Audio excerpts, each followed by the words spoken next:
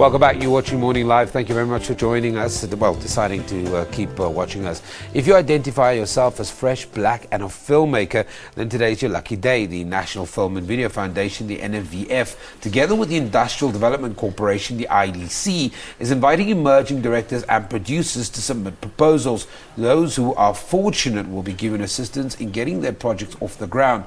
The helping hand comes from a form of finance, marketing and other related support. I'm now joined by Basil Ford from the IDC. He is in charge of motion pictures.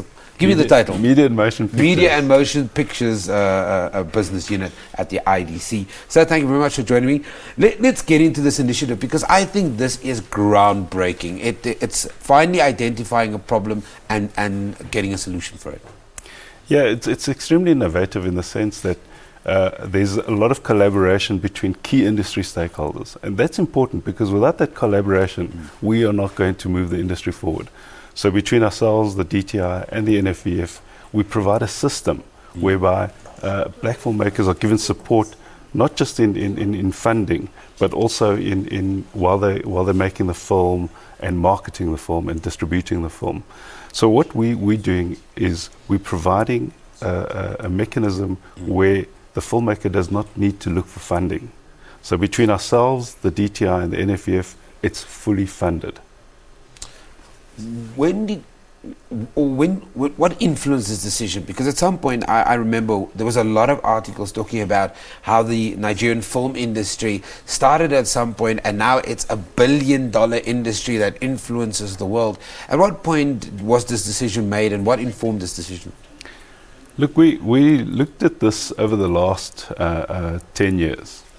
And the scary thing about the last, since 2009 actually, is that on the South African box office, 128 films have been, South African made films have been released, 128.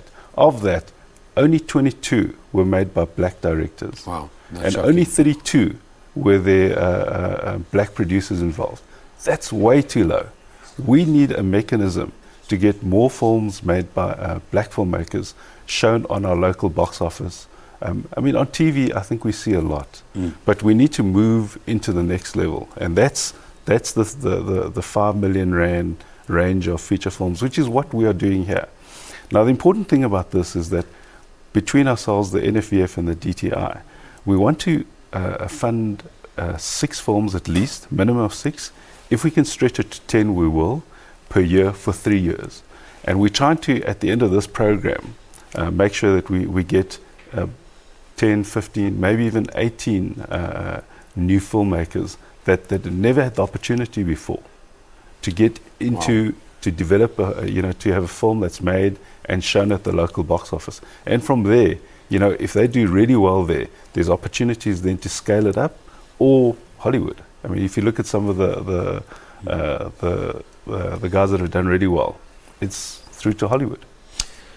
So, okay, when we talk about support, we're talking about financial support, yes, marketing support. Yes.